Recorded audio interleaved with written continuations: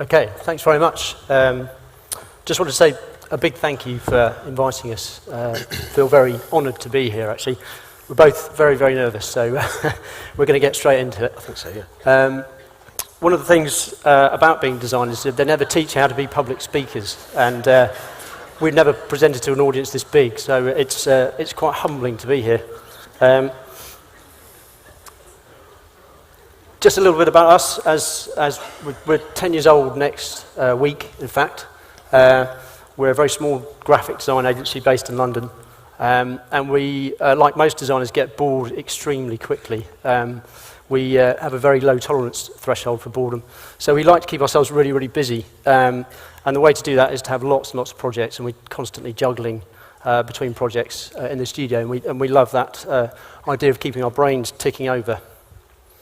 So it's a slightly odd title, the one we called it. So I thought to explain that, and this is coming back to a very simplistic version of David's diagram that he showed earlier on. This is very non-scientific, I have to say. And the way we approach our work really is just if we can enjoy and amuse ourselves and entertain our own minds, tickle our own minds effectively when we're doing our own work. Hopefully that will come across in the minds of the people that we're trying to get the message across to, and I think that's a theme that's kind of been picked up quite a lot today. The joy of actually doing this work is a real privilege. We're always slightly amazed that people actually pay us for doing this in the first place, but there you go. Yeah, what we'd like to do is just take you through 19 projects, so we're going to have to whip through them quite quickly, that hopefully sort of exercise people's minds. I'm more nervous than him, I'd like to point out. Can't be possible. So the first project, we've done it so we can count down, so we know if we're running out of time we can speed up. This is it's quite a sort of big range of projects that we're showing today, but we thought hopefully it would just take you through the sort of way that we work on things. This was a very sort of unpromising project in some ways when we first started. We were asked to do a temporary hoarding for a shop at the bottom of Piccadilly Lights, which one of our clients owns, and it's the shop that's now opened as Barclays. And they asked us to put a hoarding up for just sort of 4 weeks while they did some building work. So Piccadilly Lights right in the centre of London. It's this incredible sort of beacon really of all this sort of advertising. We thought perhaps we could turn this into something a bit more interesting. Oops. So we built an enormous light switch over the site, and the brief was about telling people that Land Securities owned this. So we did that small over there and did this enormous switch. One of the problems we had is you have to get planning permissions for these sorts of things from Westminster Council. So we put it up at 2 o'clock in the morning. Well, we didn't, somebody else did. Yeah. Somebody else did, and they said all you need to do is turn up with ladders and wear fluorescent jackets, and then no one will ask you what you're doing. So this went up overnight, and then and stayed there for about sort of 6 to 8 weeks in the end because the building work got a bit delayed behind it. But created a really nice sort of talking point from something that started off as something sort of quite unpromising. We tried to get them to turn the lights off for when we installed it, and then we'd turn it on again and have a big sort of show. But they said it would cost about £3 million, so we didn't do that. But the thing we really liked about this was that once it went up, suddenly all these photographs started appearing on sort of Flickr and Facebook of tourists coming along and putting their fingers up and turning this switch on and off, which we thought was really nice. So it started appearing all over the place. Most people quite enjoyed it, apart from this man. But I don't know why he posted this picture up. It seemed a bit strange, but anyway. So that's the first project. The other thing we do like doing is we like working at different scales. This is a completely opposite end of the scale. We've been lucky enough to work on a series of stamps, which we're going to show you today. The first one was just a kind of one-off stamp, a bit of a strange one really, just to commemorate the end of the First World War. So we played around with lots of ideas at the beginning of this. It's quite a tough design challenge in some ways.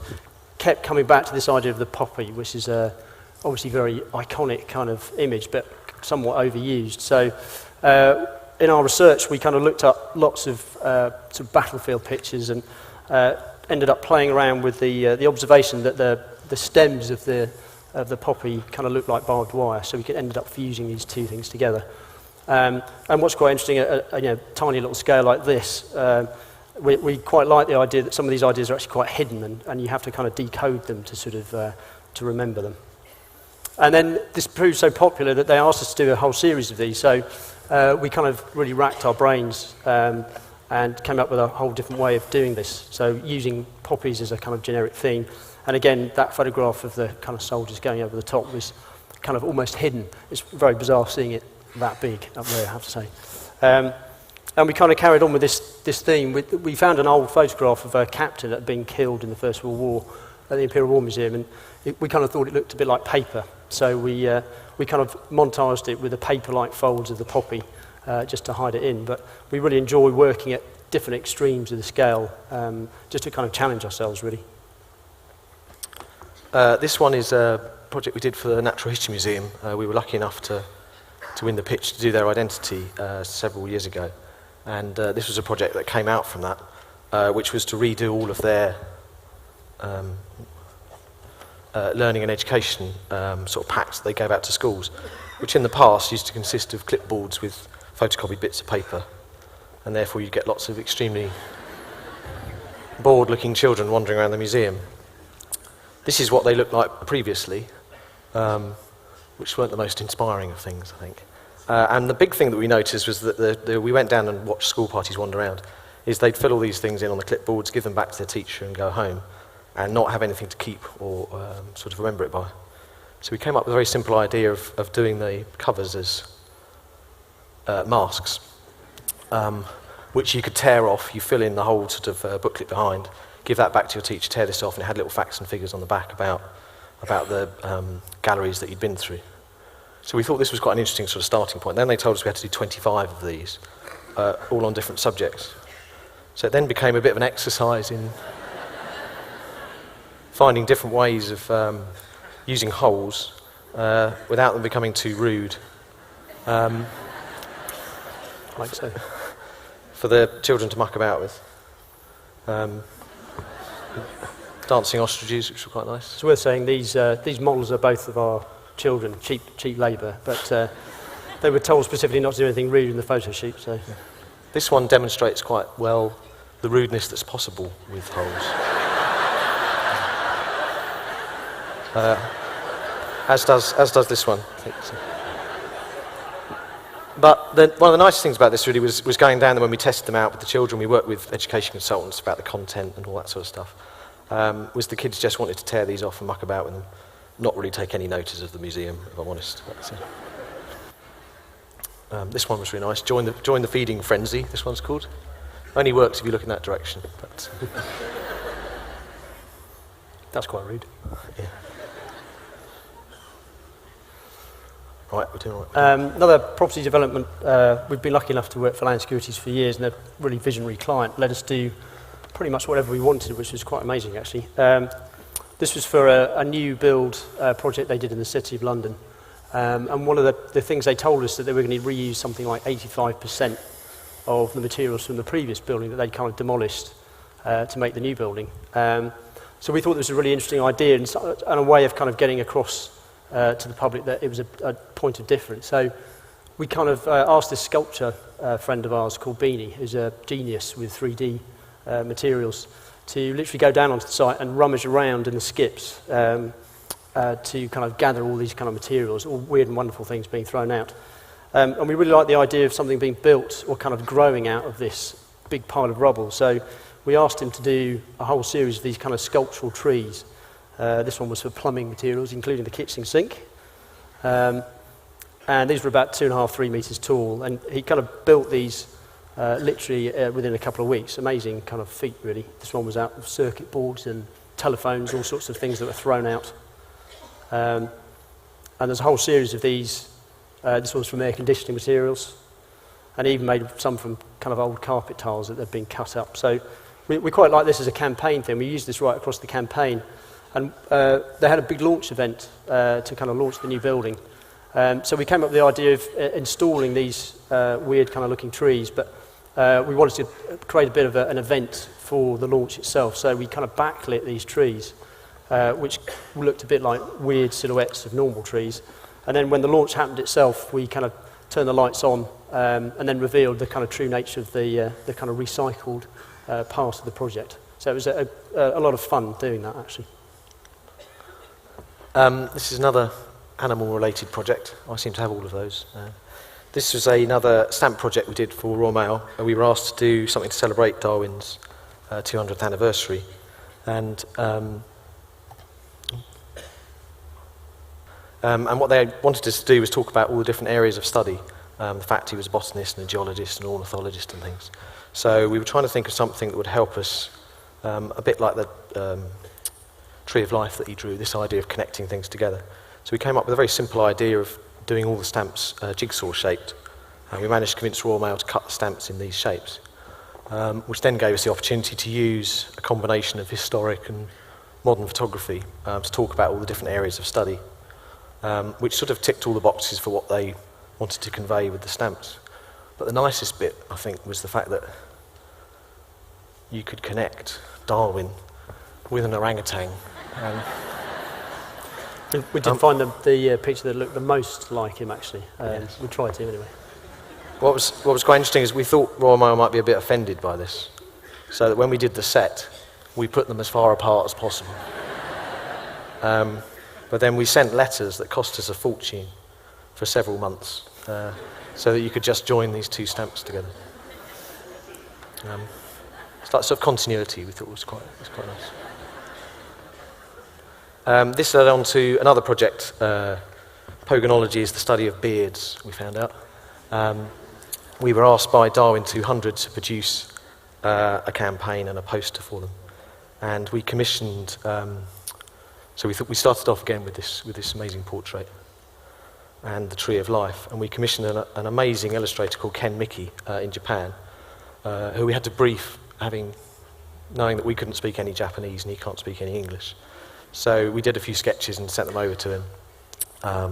And it was basically the idea of having one line that connected everything that he'd ever studied and almost like a sort of timeline of his life. And very simply, it made his beard.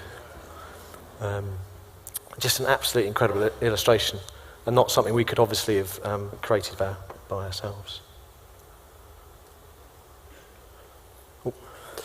This was a very strange project we did for the Salvation Army. Amazing organisation. This was an environmental graphics project we did for their international headquarters that they were rebuilding in London.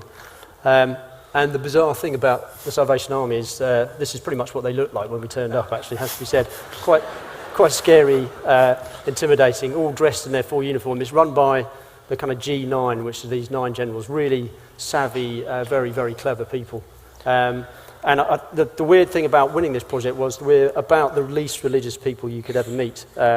So we had a bit of brushing up to do on our religious knowledge, including the Bible stories for the very young, just to remind ourselves what it was all about again.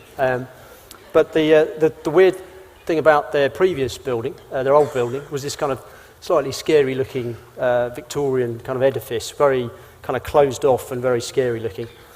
The new building was completely the opposite. It was all a big glass sort of open box, basically, very, very transparent and open, a bit cold. So we thought, well, how can we kind of use this transparency as an idea? And we came up with this idea of a sort of modern twist on stained glass. So the idea of kind of colouring the windows so that the light kind of shone through.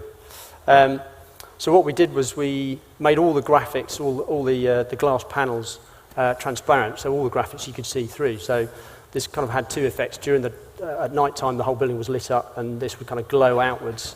And we also set these kind of Bible quotes all round the front of the building. And because you kind of had these different layers of glass, you got this very, very different looking kind of perception of the Salvation Army. A lot of people thought it was an ad agency, actually, rather than the Salvation Army, and we thought that was quite cool, actually. So we like the idea of people almost looking twice at this and thinking about them in a new light.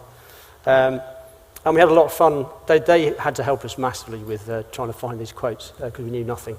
And we had to get it just to fit exactly the right space. And we had something like metre-high quotes going all the way around the building. So it was a lot of fun.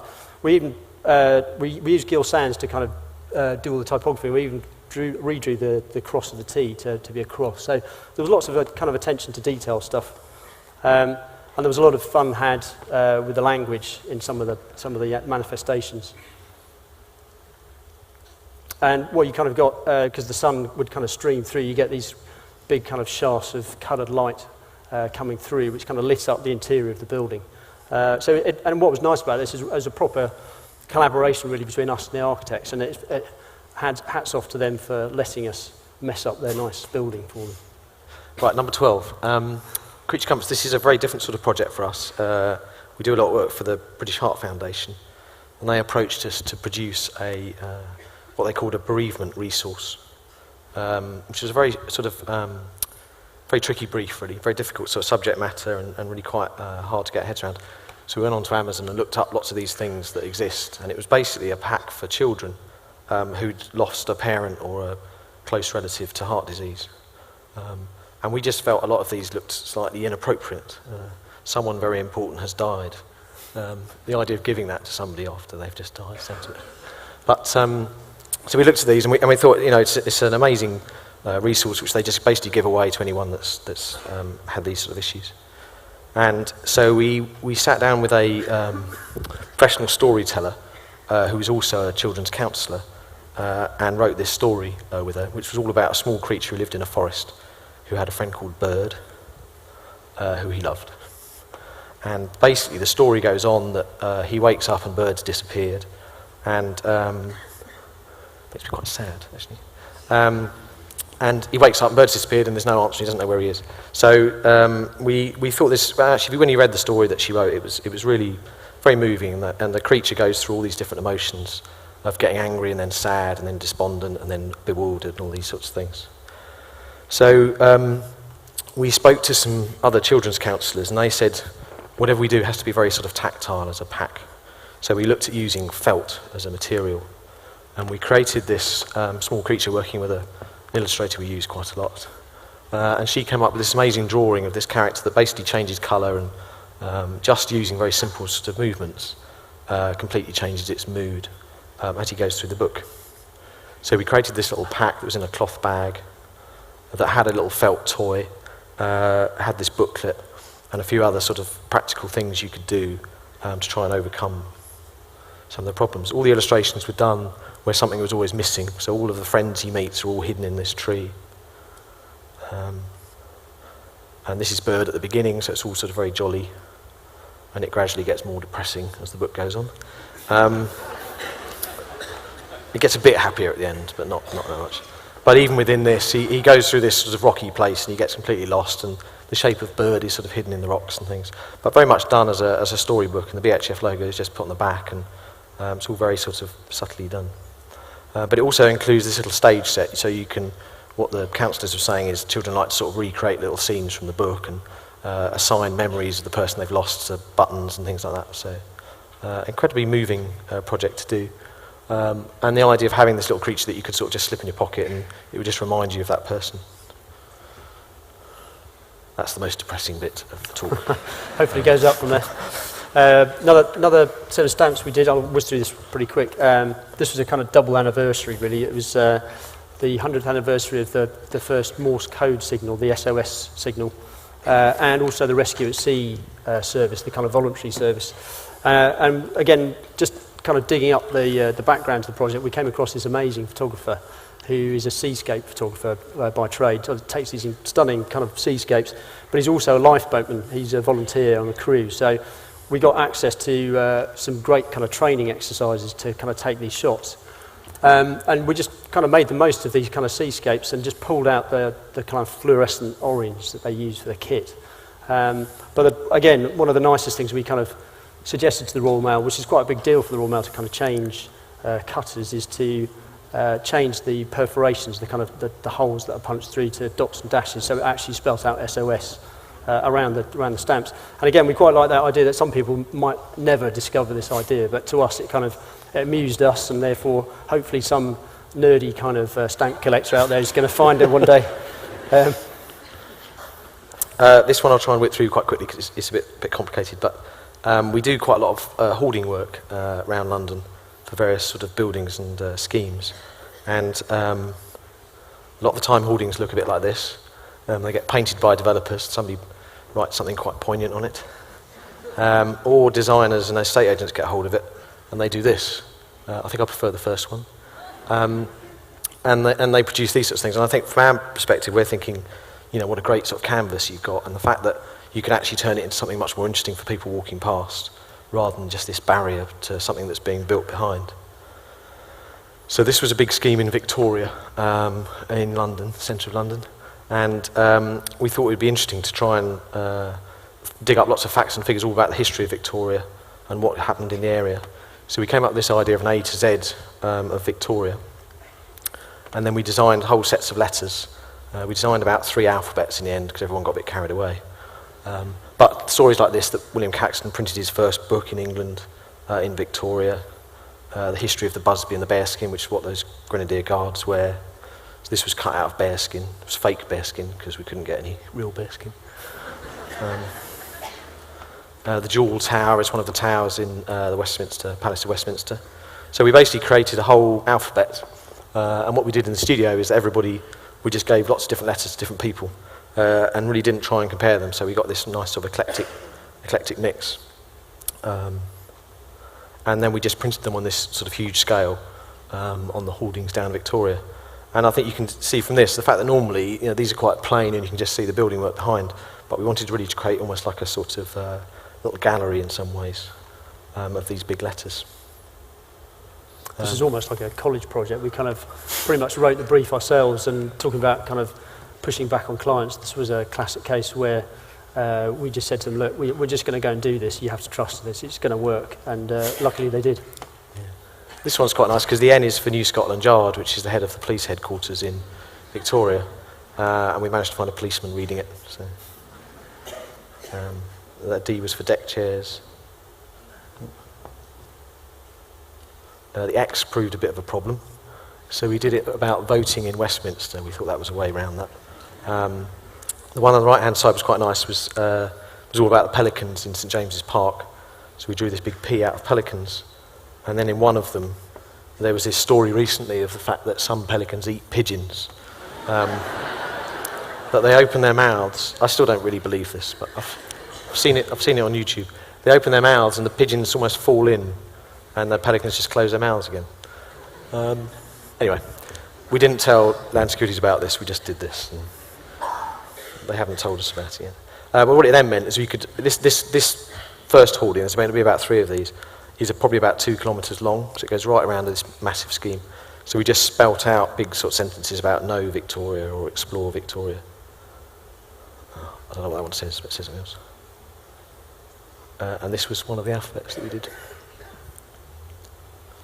Back to apes again. We seem to have an extraordinary amount of animals, like Michael's work actually. This one was for, again, coming back to orangutans, fantastic looking animals. This is for a small charity we kind of got introduced called the Sumatran Orangutan Society. Sounds like a made up name. Another SOS. We absolutely love the name. We love what they were doing. They're basically sort of a tiny group of people really dedicated to protecting orangutans in Indonesia. And we kind of wanted to have a bit of fun with this, so we kind of drew the ape's face using kind of these brackets and then spelt out the name to create this little character. And again, this is a classic case where they had some pretty serious messages they wanted to get across about deforestation and the kind of plight of these animals. But we kind of wanted to make sure that we used this kind of wit and humour where it was appropriate. And there's some pretty shocking facts in here, things like every minute of every day, 6 football fields are disappearing from Indonesia, from Sumatra. And consequently, these orangutans are literally going to be extinct within 10 years unless somebody does something about it. So it was pretty worthy stuff and pretty shocking. But and really the thing with them is they had no money at all. So every single piece of communication we did for them had to work really, really hard. And they would go for these meetings, kind of fundraising meetings with people to try and drum up some money. And they would leave. We came up with this idea of these little door hangers that we kind of asked them to leave behind in the offices, so that kind of getting their message out across to people. Again, having a bit of fun with the animals. And these were just left lying around. And the other thing they did, they had fundraising evenings with comedians in London to kind of raise money for them. And we came up with this pretty obvious idea of monkey plus comedy equals banana skin, really. So again, this is the idea. We had these kind of fake banana skins cut out, like giant stickers, actual size, and literally plastered the whole of these auditoriums with these kind of fake banana skins, which got us into big trouble with the health and safety people who actually wanted them all removed because they thought people were actually going to slip up on them, which was slightly ironic. But what actually turned out was that by the end of the evening, all these messages had kind of disappeared. People had stolen them, and so hopefully the message was kind of getting out there. So through a bit of fun and humour, hopefully the message was kind of getting out to the public. I'll whip through this one quite quickly as well. We were lucky enough to get approached by Quentin Blake, a fabulous children's illustrator, to do the identity for a new museum of illustration that's opening up, hopefully in London in a couple of years. And they came to us and said basically they wanted to open up this museum of illustration and be able to show lots of different styles of illustration. So very simply we came up with the idea of using a sketchbook page, almost like a sort of blank canvas, for their mark, and then basically whoever illustrator they were having an exhibition of or showing, they could do a whole range of different illustrations. But the nicest bit was, so this was just showing, and sometimes the illustrations broke out and things like this. So it was quite a big identity for them. But the nicest bit was this. This was the business cards we did for them, which we did as tiny little mini sketchbooks, which I have here. And so it just meant because they were going for a lot of fundraising meetings, and Quentin would be sort of wheeled into these meetings, they'd sit and they'd tear out pages from a sketchbook and give you their business cards. And they had a whole range of different illustrations on the back. And this became a real nice talking point because you almost felt like they were giving you a little drawing with their details on the back. So this was an example of that. And the problem with this is that they ended up having to give out whole books of business cards to everybody they met. Cost them a fortune, actually. So it did cost them quite a lot of money. But they got the illustrations for nothing, so that was fine. But just as an identity, it worked for things like labels and bags and book spines and things like that. This is another charity client. This is one of the first clients we worked for, actually, called Fairbridge, who deal with kind of young kids, urban kids, who get themselves into a lot of trouble. And for a lot of kind of 14 to 18-year-olds, they're pretty much the last chance to kind of, before they end up in prison, pretty much, so their last ditch sort of attempt to save them. And we've been working with them for a long time, actually, and every year we do their annual report, so every year we kind of try and reinvent the wheel. This was a recent one we did for them, actually, where we wanted to kind of tell the personal stories of these kids, and they actually turned their lives around. So we kind of worked with them as a slightly odd idea. We kind of did workshops with them to get them to draw out their kind of emotions and the kind of troubled lives they had before they got to Fairbridge. And we got them to draw them on these kind of brown paper bags, and which was quite interesting as a workshop idea. And then we managed to persuade them somehow, I don't know how we did this, but to actually put them over their heads for a photo shoot. So we kind of shot them all with these kind of slightly uncomfortable looking, slightly scary looking masks almost over their heads that told their kind of emotions before they came to Fairbridge. And then obviously we kind of then showed the flip side, the positive side of how Fairbridge had kind of helped turn their lives around. And this became a bit of a bigger campaign. We used it on an annual report, for viral films, even for actually them drawing out the work. And what was interesting, actually working with them, just made the whole thing much more sort of real and for us, much more interesting and a really fun project to work on. And we used this across all the print work that they do, including posters and viral films. And they've been very successful this year in fundraising to try and get that message out there. I'd quite like to talk about this one briefly. This was a project, sort of self-initiated project, that my mum asked me just after my dad died to clear out my dad's garage. I hated my dad's garage because it was full of spiders. And it's not like Dana's garage, has to be said. No, it's not quite the same as Dana's garage because it looks like this. And doesn't have a Harley Davidson in it, unfortunately. I managed to press gang my daughter into helping me because I didn't want to do it by myself. And we got over there, and one of the first things we found was this, which was a set of Allen keys, which somebody had torn off the top to create this amazing spider. So straight away I suddenly thought, well, forget about tidying up, we'll just photograph everything in the garage instead, and produce this little book from it. So Jess and I spent 2 days on a sunny summer's day photographing things in the garage. And it became this little book that was full of all sorts of different things rather than just spiders. So robots, made of hinges and electrical plates. This is Zorro and his collection of moustaches.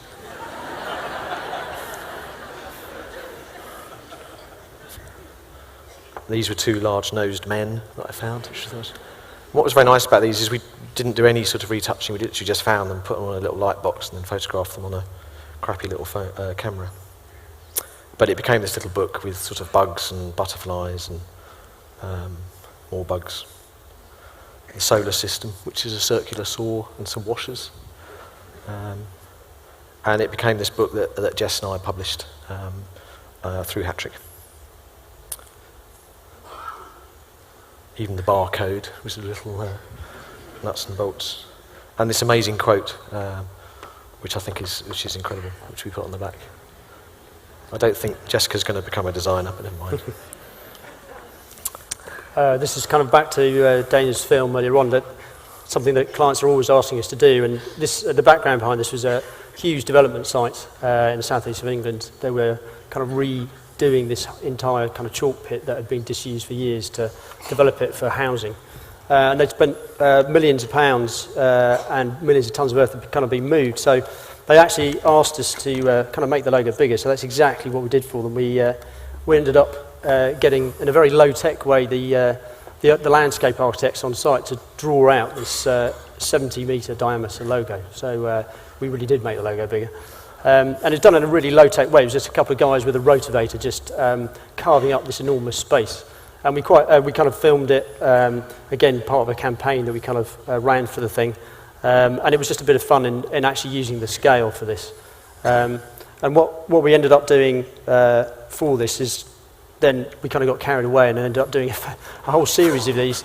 So there was one for the kind of unfinished roads, the kind of infrastructure they were building, which was on this massive scale, and then drew these out and photographed them. Some of the community work they'd been doing with the local community, even down to the wildlife they were kind of introducing back into this enormous kind of vast area. Right, the last few, we'll try and speed up. This is a amazing project we were lucky enough to work on last year. A group of photographers called In Public, street photographers, who this job was such a joy to work on. We had no time in the studio, so we ended up going at weekends, and they would send us these portfolios of photographs to use. This one particularly, every time I opened it up, just made me really smile. This one was very nice as well. It's Matt Stewart. Pigeons in Trafalgar Square. But a really nice project, and all they asked us really to do was produce a book for their 10th anniversary. This one is just unbelievably good. It's a bit like Star Wars, isn't it? Yeah. And we wanted to show you this project really just so we could show you that photograph. But it was, just to run through it very quickly, it was 10 years of work, 10 photographs each person. This is Nick Turpin, who published the book, fantastic street photographer. And we just were trying to think of what we could do that wouldn't clash with the photography. So we came up with a very simple typographic idea of just moving the zero, making this little face with one of his eyes closed. And this became the cover of the book. And then very simply we did little divider pages between each photographer, and used a different typeface just to create these faces, all as different 10s. So that just reads, 10 photographs by Matt Stewart, for example. And on the back we just printed a few details about them. And this is Nick holding the book. Final couple. This is for SOM architects. Big architects we kind of done a couple of projects with, and they were always complaining about the fact every time they had to do a proposal for new clients, they'd have to kind of reinvent it and rebuild it. We kind of thought very long and hard with it. At the time, I'd been kind of collecting these old postcard albums where you used to slot these kind of classic postcards into these lovely old albums. And this kind of gave us the idea of one of the problems they face is they have projects that are very tall and thin, like great big towers, or very wide, like landscape projects, and we kind of had to fit all of this stuff in. So we kind of asked the question of ourselves, why can't we actually build a brochure? I don't know if you can see that very well. The idea is we made this brochure that had no printing in it at all, and we just die cut this kind of angled grid throughout every single page. which meant you could slot in these kind of case studies, any which size that you wanted to do, in any order that you wanted to do, so you can build the whole book from scratch. So it effectively became like a modern version of a postcard album. And what that meant was that they could actually slot in the images to kind of tailor to the client. And they even wrote in kind of handwritten messages for personalised things, or if they'd won awards. And it was almost like a bit of print becoming architecture, really. Final one. And the very last one, which I'll run through really quickly, this was another sort of personal project. Went on holiday with the kids and got somewhere and I got really bored, so I made a pack of cards from some paper that was so thin you could see the lettering through it. But anyway, I thought this is something quite interesting to do, so I decided to design a set of typographic playing cards. This was what Jessica referred to as my mental sketchbook. She thinks I'm mad. But I drew a few rules up about not repeating typefaces, and I've never really been very good at typography, so I thought this would be quite a good exercise in sort of getting better at it. And these are just some of the cards from that. Some of these look really easy, but I found them really hard, actually. But,